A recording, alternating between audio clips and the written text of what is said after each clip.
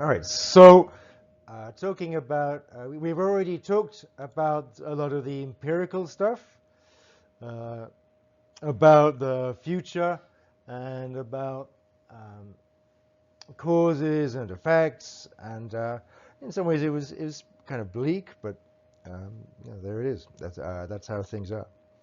Um, so then there's the moral theory to kind of think about this stuff. And so how much, what does moral theory say? And there's the issue, we talked about both climate and the environment, they're both pretty closely related.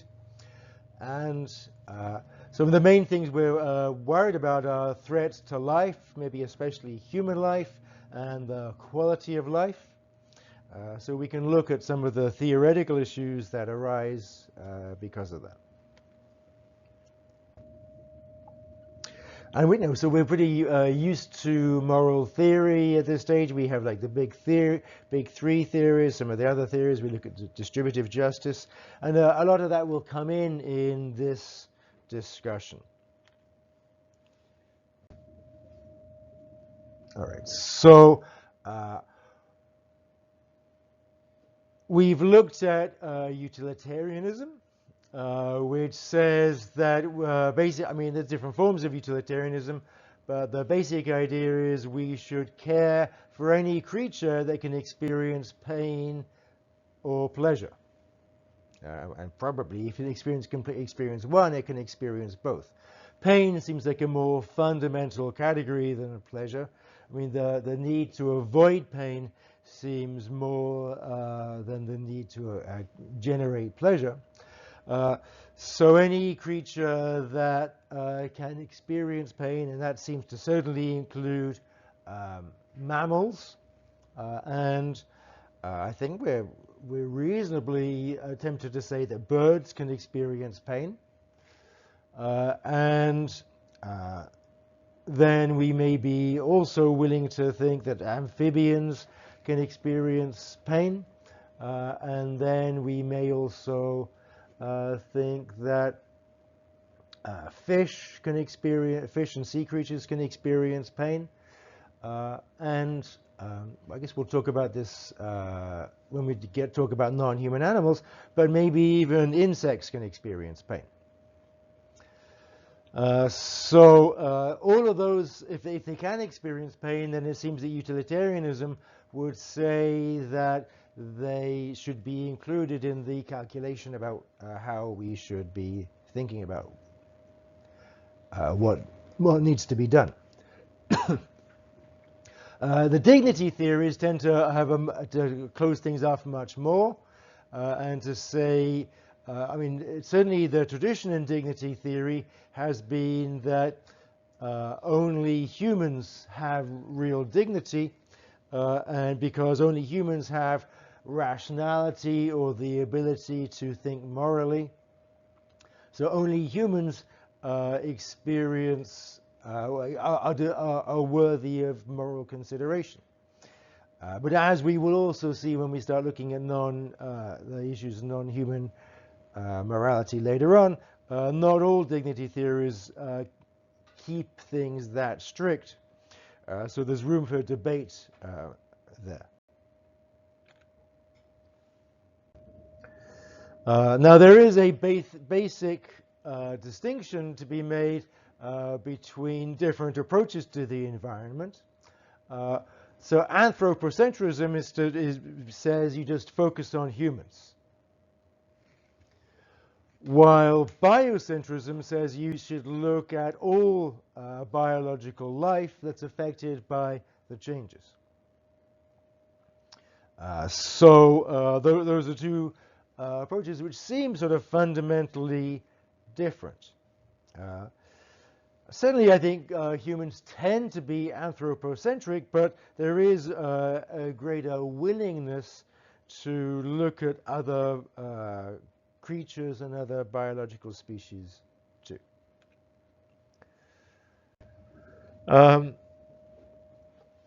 Now, if we are looking at stuff which is independent of human life, We can look at whether creatures live or die, whether they survive or not.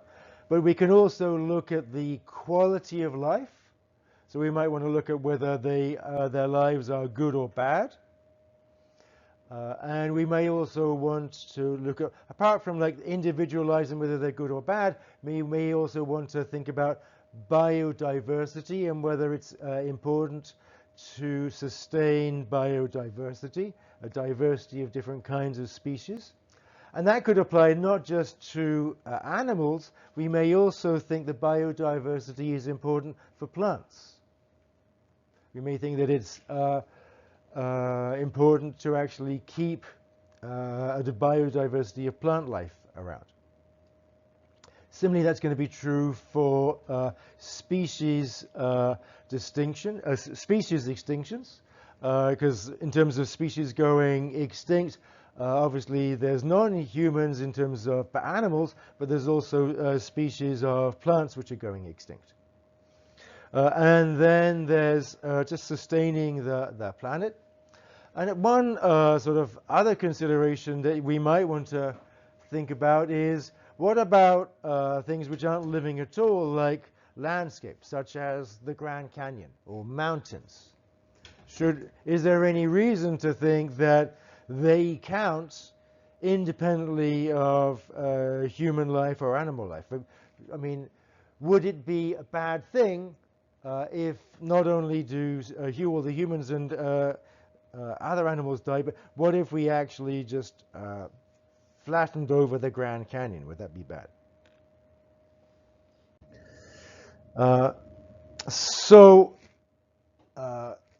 We've looked at, we mentioned the dignity view and the utilitarian view, but there's also another view, which I guess can be included in various ways in moral theory, but it's the idea that there should be a respect for nature.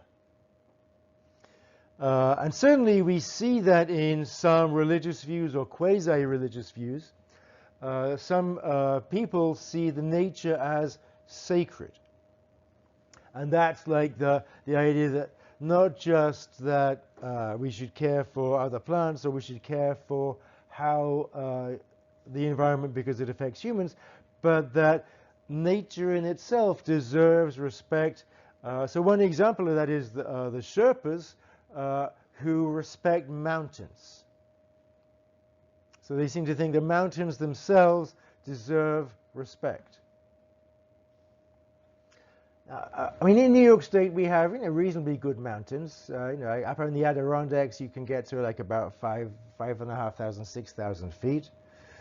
I mean, if you've been to Colorado or if you've been to Yosemite or other big mountain ranges, and you get to like 14,000 feet or higher. Obviously, if you go to other places outside of the U.S., mountains are like 30,000 feet. If you've ever seen a huge mountain, it does take your breath away. I mean, it's just amazing, right? So there is, I mean, in some ways, I think the idea that mountains deserve respect may be especially tempting when you're looking at something which is very dramatic. And I guess similarly for the Grand Canyon or Yosemite or the other big national parks. I mean, they are kind of stunning, right? So it is tempting to think that they deserve respect. And maybe, so there's a religious part that they maybe contain some sort of spirit. But there's also the idea, simply from our knowledge of the history of the Earth and how these places have gone through massive changes. There's been all the movement of the continents. There's been the water erosion. There were times when basically all of the Earth was underwater, apart from a few small parts.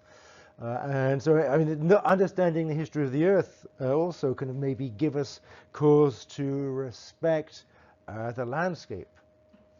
All right. So, I mean, so there are kind of these quasi-religious views, maybe called something like animism, which says that everything is sort of quasi alive in some way. And then there's other reasons. But I mean, certainly there have been views which say that we should respect nature. So that's been formulated in some more kind of theoretical way. Especially there's the view called deep ecology, which rejects shallow ecology and anthropocentrism, and says that that the respect for nature and the respect for the world and the landscape is actually a fundamentally correct moral view. And so that would say that biodiversity has intrinsic value independently of how it affects humans or even how it affects other animals. It's biodiversity of plants is inherently good. So deep ecology says that we need to respect all of nature. There may be cases where humans are at threat and we need to sacrifice some of nature.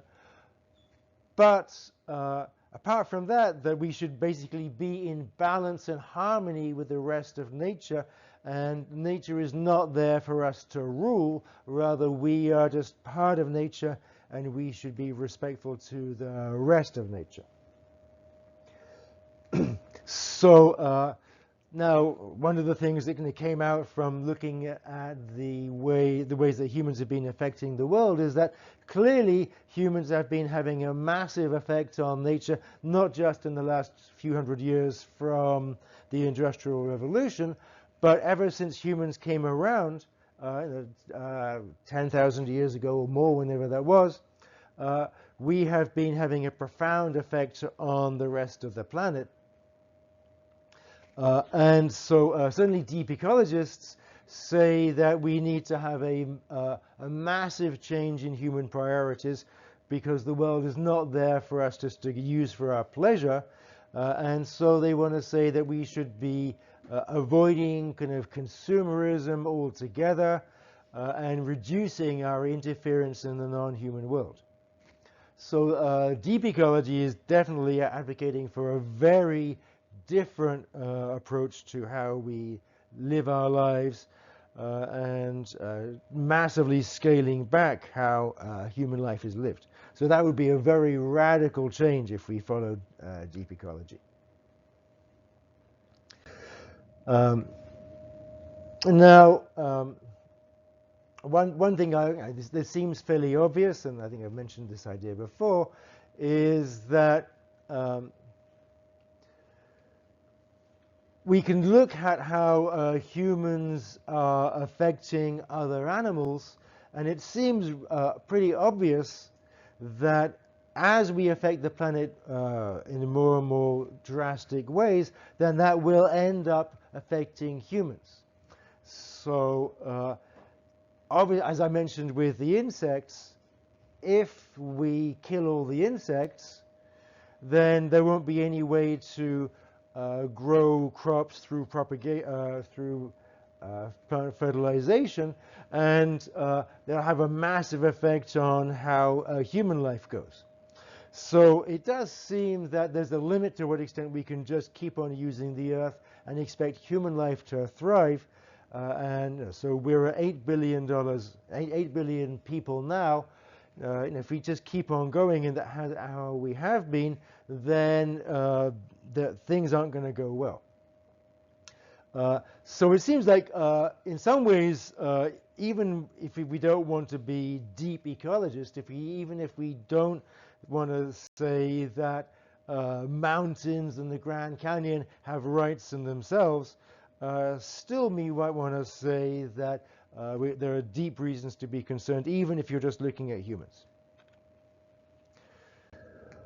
Another approach which has kind of argued that we need to be deeply concerned about ecology has been a form of feminism called ecofeminism, which has said that we need to rethink our relationship to the environment.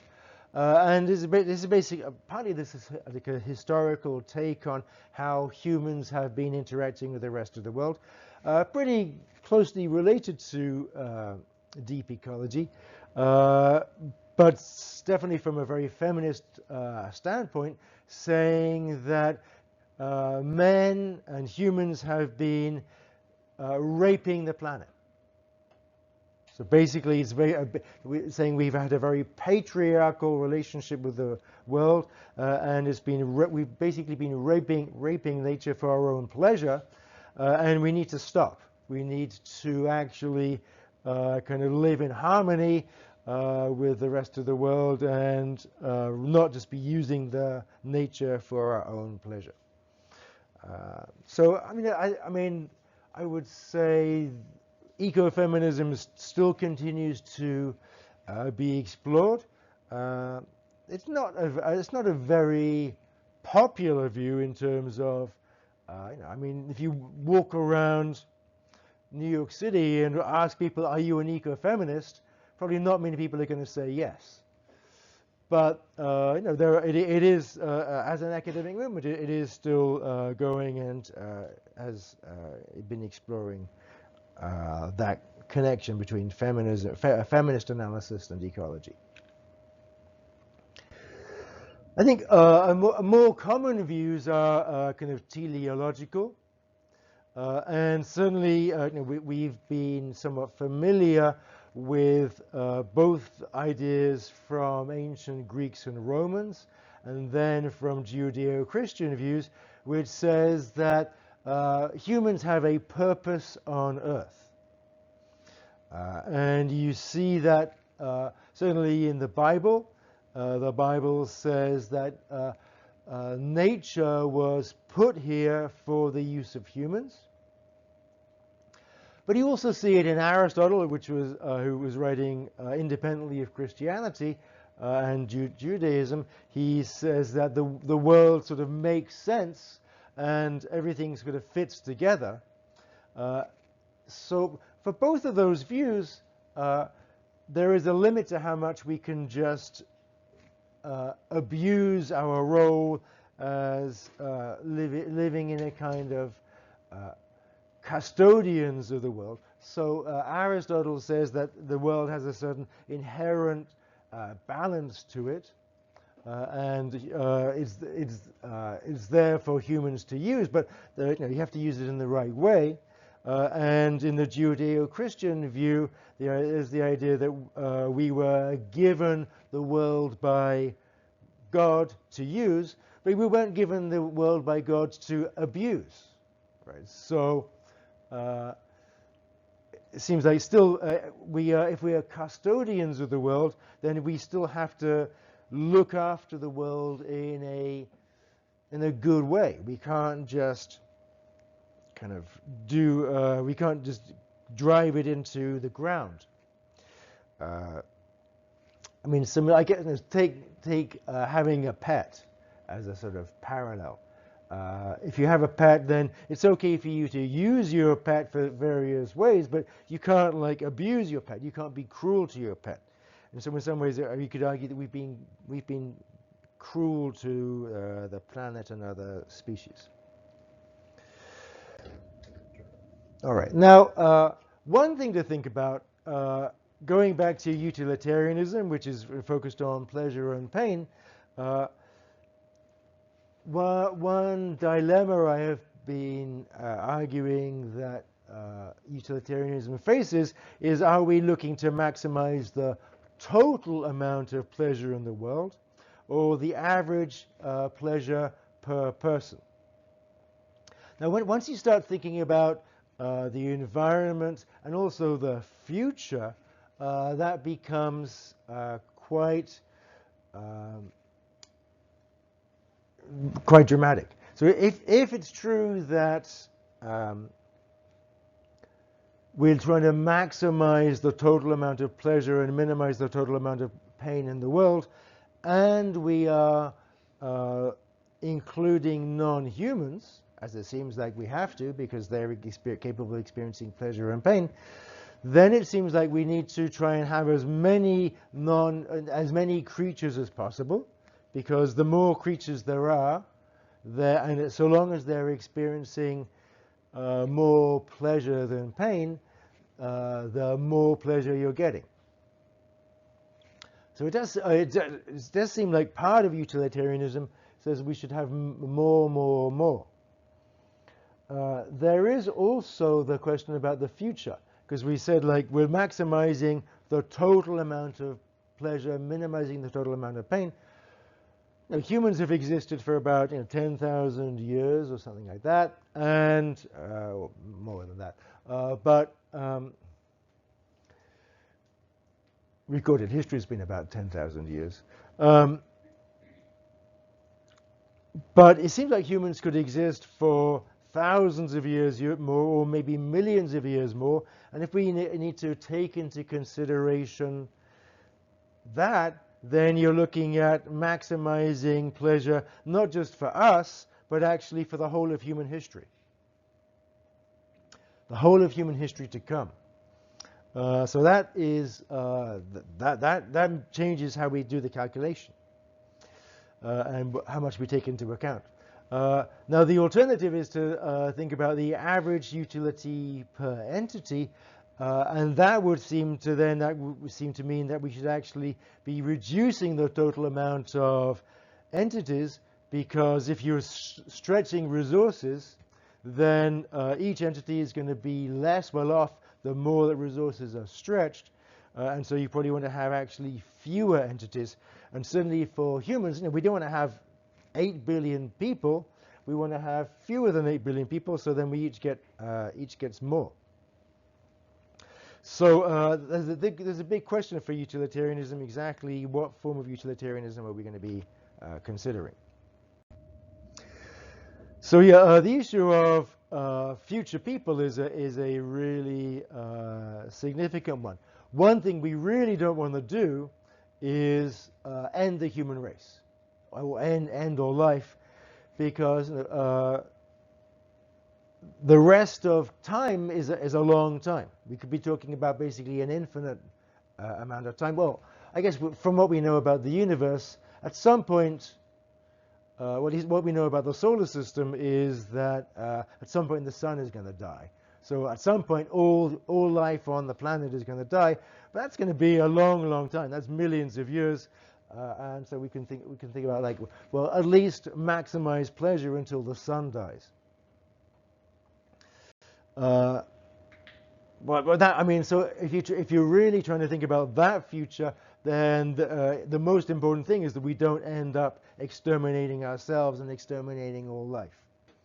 That becomes almost the major moral consideration. I mean, it doesn't seem like we're in that much danger of exterminating all life, but we could end up, if we have a big nuclear war, we could end up killing a lot of life. All right. So, and then if you just think about the average, I mean, there's various questions about how to take the future into account. It's pretty confusing.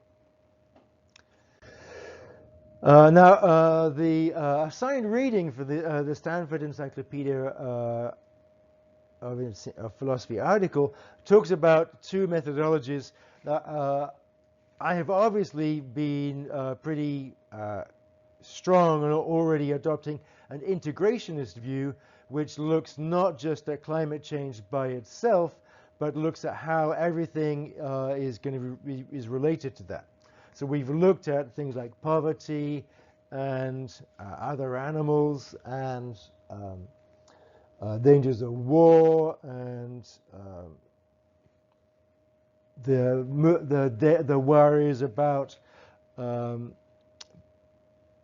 there having to be mass migration of people because some places become unlivable. So I've already taken a very integrationist approach, although arguably you can still expand on that. So certainly the alternative approach, which is an isolationist approach, is just to look at climate change on its own. And it seems like that is not a very promising approach, and it's very hard to just look at climate change on its own. As I have a quote here, climate change is causally interconnected with a wide variety of other phenomena, such as economic growth, poverty reduction, migration, health, trade, natural resource ownership, and cultural rights. So it seems like it's impossible to look at climate change on its own. You have to look at all the other causally connected issues. All right. So in terms of, if you're thinking about rights, then there's the issue about what do we have a right to? We tend to think that humans have a right to life. We shouldn't murder humans. And we have a right to basic levels of subsistence so we can actually live our lives. So certainly we have a right to the ability to get food. We have the right to water. I think in the United States, we think we have a right to a lot more than that. We have a right to kind of live a sort of satisfying life. One big question in terms of rights is whether people have a right to their homeland. Do they have a right to stay in the same place? If one country is doing something to make the climate worse, and that means that some people get their homeland becomes unlivable, are we depriving people of their rights by doing that? Do people have a right not to be displaced? And I think that's a harder question to think about. I mean, if you look at the sorts of displacements that occurred, I guess one of the tricky things is like working out to what extent you can identify who is causing the problem. I mean, it's tempting to say, well, you know, there's flooding. If you remember, like Pakistan last year, you know, do you remember how many people were displaced? It was millions of people last year, and they were displaced. And I haven't actually followed up. Presumably, quite a lot of them have not moved back to where they originally came from. I mean, certainly, I think we can have a sort of gut sense that if people have a tradition of growing up in a certain place, their culture is related to that place, then certainly it seems a shame to have them displaced and have them have to move.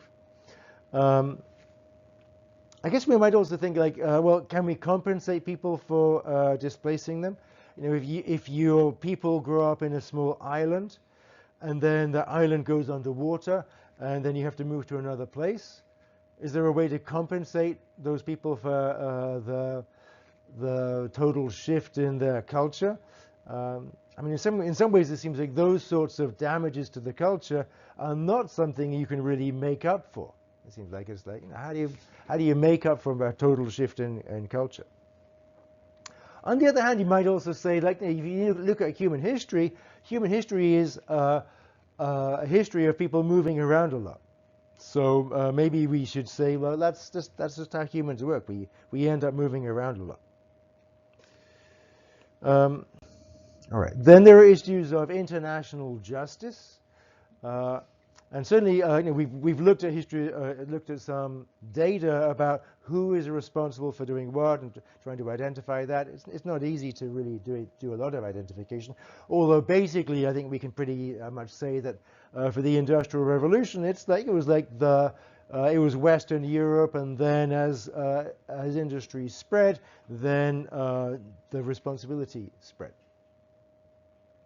But in terms of looking at the basic issues of justice, we can look at there's various ways to divide things up. We could look at which countries are contributing to climate change most now. And one thing I mentioned already is that the country which is contributing most now is China. But what about the past history? China, this is all very recent for China. If you look at the past history, then it's very much Western Europe. You know, hundreds of years of kind of pumping carbon into the atmosphere. You could also look at the overall wealth of each country, and you could say, well, that it's basically the rich countries which should pay. And there may be other sorts of things to look at. So if you're trying to look at who is responsible and who should pay, there are various ways to divide things up. There's also issues of generations. So I guess one of the big issues is how much should we make sacrifices for future generations? What do we owe to future generations? And it doesn't seem like previous humans have thought much about that, right? And even if you look at like the moral theorists we've looked at, they just seem to assume that everything was going to be okay, that things were going to go along as before. You see that with Aristotle, you see it with Plato, you see it with Kant and all those theorists. They just assume everything's sort of going to be okay. But now we're sort of more focused on the idea that our behavior now will affect not just us and our kids, but will actually affect many generations to come. So there's a question about to what extent do we have a responsibility to plan for those future generations, and what do we owe those future generations? And we're talking not just about like grandkids or the third generation, but like, hundreds of generations to come. Do we have a responsibility to make sure they have a basic level of welfare? That's one view. So that would say that our responsibility is to keep everyone above this basic level whenever they're born. Another possibility is that we should expect that each generation should do better than the next. And I guess one thing that's you see in the news quite a lot is like up to about like the 2000 or something like that, each generation was doing better than the next to a large extent. You guys, maybe one of the first generations where actually you're going to do worse than your parents as a generation. You will be less off, and maybe things are going to get generally worse for human history. So I mean, maybe it won't be like that, but I guess we can see how are things panning out now. Right, one of your major experiences was a pandemic. How did that affect you? You weren't thrilled about that, were you? Of course, your parents were affected too, but arguably you were affected more than your parents. I mean, do you think you were affected more than your parents? It seems to make sense, yeah. Right. So, so it seems like there's questions about like what does one generation owe to the next. So this idea that some people have thought that basically human life should be getting better and better and better, and maybe even economically, maybe a 25% increase in the economy with each generation. But is that sustainable? That's a major issue. Then there's kind of questions like, you might say, well, yeah, we owe a lot to the next generation. So this generation should be making sure that the next generation is going to do okay.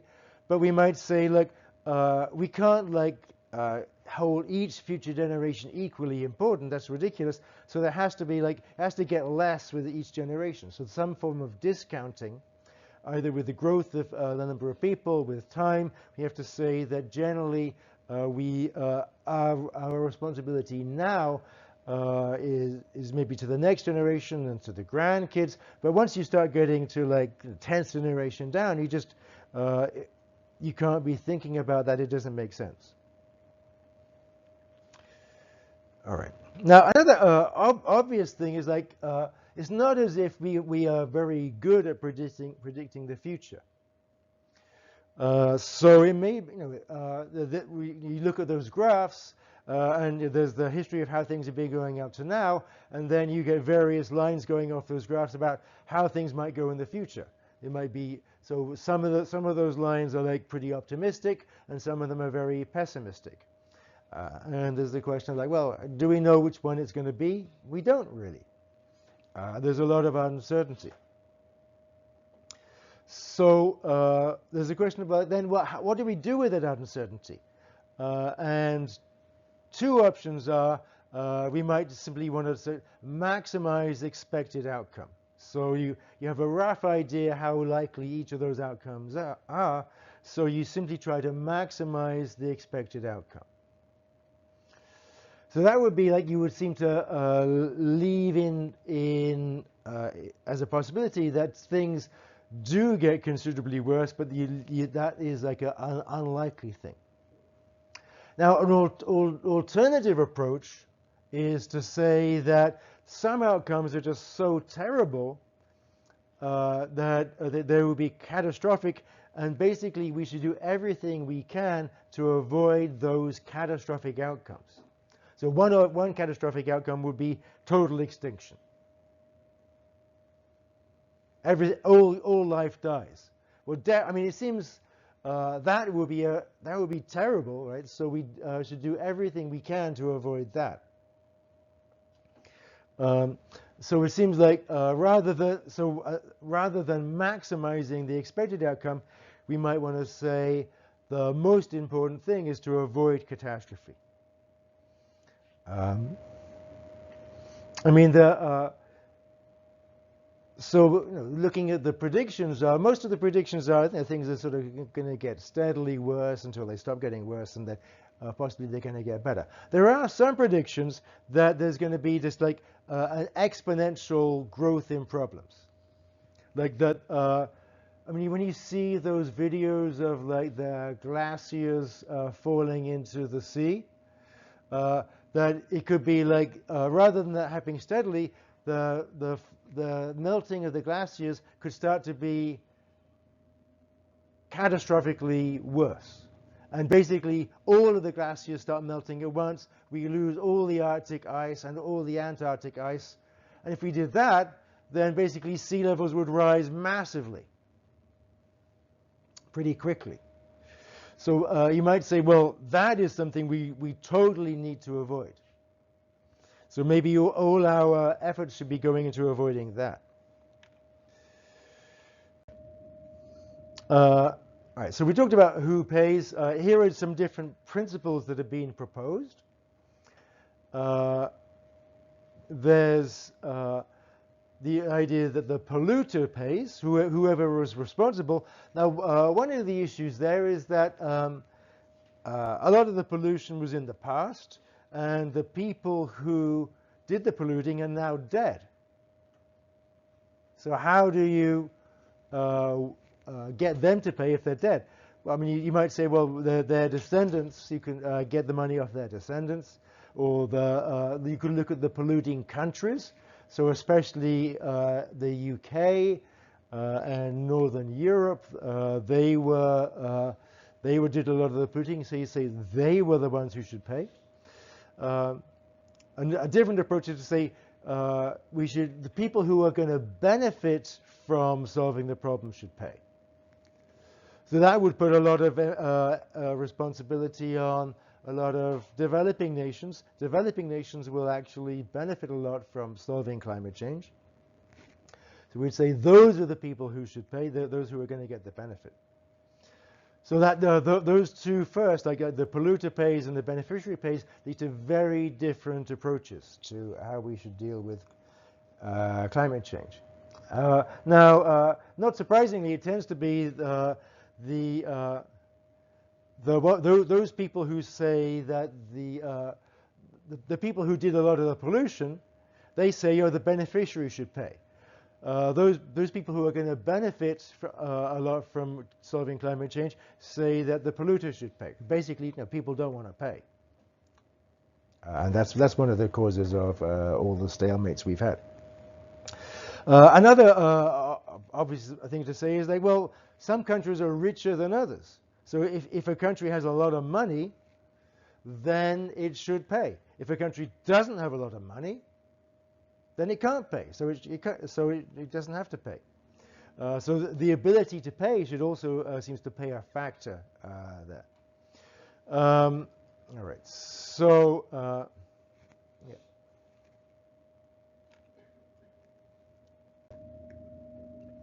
Then there's also the issue of pushing for changes, and who has a responsibility to push for changes. And that's a kind of tricky issue. I mean, I guess one obvious thing to say is, well, we all have a responsibility. But is that really very helpful? I mean, it's worth looking at the kinds of things we can do, the kinds of action we can take. So there's campaigning, there's running for election, there's signing petitions. I mean, these days signing a petition is very easy. Generally, you just click something on Facebook or Instagram, and it automatically signs you. Although it also seems that signing a petition isn't really very meaningful these days. Similarly, for sending letters to politicians, you can just click something and automatically a letter gets sent to a politician. I guess handwriting something is a bit different. More drastic is giving money to environmental organizations. Yeah.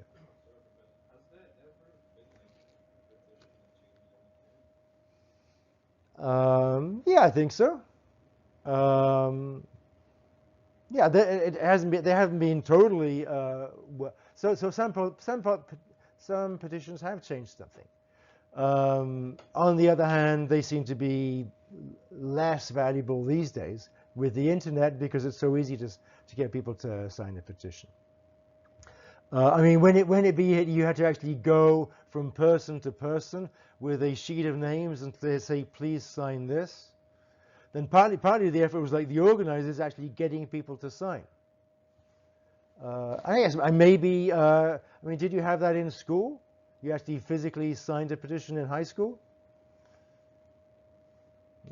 Have you ever physically signed a petition? So I mean, if you actually get a list of names people have physically written, then that does seem to mean more. Also, like sending in an actual postcard to a politician or writing a letter, that actually takes a bit more effort. Excuse me. But obviously, like basically, the more effort it takes for the individual, the more meaningful it is. So writing a letter to a politician is one thing. Maybe physically writing it out would be, if it actually physically arrives at the politician's office, that might be more meaningful. Giving money to environmental organizations. I mean, so students tend not to have a whole lot of available money, but other people do. So there's questions of that would be a form of action, and then there's going on a march. Those are actions you can take. I mean, certainly there's things that different people can do. So part of the question is, who has a responsibility to make sacrifices? So one interesting view from Walter Sinnott Armstrong, he argues it's the job of government and corporations to make changes. So he argues that individuals have no responsibility to limit their carbon emissions, mainly because it makes so little difference for us to limit our carbon emissions. So he argues basically the only real changes that could be that are going to make any difference if you have major changes in policy. And each of us individually making a few changes is going to have almost no effect. So if something is going to have no effect, then there's no point in doing it. While others have argued that, it's like voting. Obviously, each people's vote has almost no effect, but we all need to play our part. So there's this idea that for a lot of stuff that collectively we can have some effect, and certainly maybe as part of a movement there can be an overall effect by each person playing the part. Another sort of take is that if you actually participate in generating injustice, then that is a bad thing to do. I guess we might think of it as having clean hands. Right? If you are part of the problem, then you are you're a bad actor in the sense that you're not a good person because you're actually creating the problem. So it's more like participating in the system. If you are not actively fighting it, then it's basically, I think it's a sort of virtue ethics thing, that you're a bad person if you generating injustice. So it's more like a injustice. All right. And then another big issue is how much, if we're trying to limit the world's emissions, then how much can different groups emit? That's a sort of big practical question, but it's also a big theoretical question. Should we just aim for everybody to survive? Or should we say everybody can emit the same amount? Now, if you look at the world, obviously the US and China is emitting the most amounts. And if you look at per capita, the US is one of the worst offenders per capita. So the US, if you were going to say everybody in the world can only emit the same amount of carbon, then a lot of the world their lives wouldn't change very much because people live in poverty. A large amount of the people in the world live in poverty. Whereas in the US, our lives would be drastically changed if we had to limit ourselves to limit our emissions to the same amount that everybody else in the world would be limited to. We might also want to ask different questions like, who has enough food?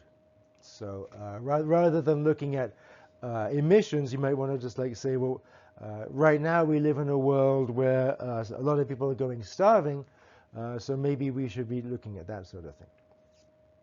All right, so those are like some of the moral approaches. I think that maybe the obvious thing to say is that from just about every moral approach, it seems like we have to kind of make sort of major changes. It's very hard to justify our current ways of existing, but it doesn't seem like the things are changing. Politically, it just doesn't seem like there is major change coming. It seems like we're going to actually have to face like disaster in the face for us to be motivated to change how things are going. So there's almost a sense of like surreality to it, like a dream-like thing, like we're all just hoping things are going to be okay. It's a bit like those, like the story of like the frog in the boiling water. Like if you gradually raise the temperature, then the frog doesn't jump out until the water's so hot the frog just dies because it's too hot. It seems like that's how things are in a lot of the West, right? Where I think things are gradually getting worse, but we're not actually doing anything about it. All right, so that is the stuff about the moral issues.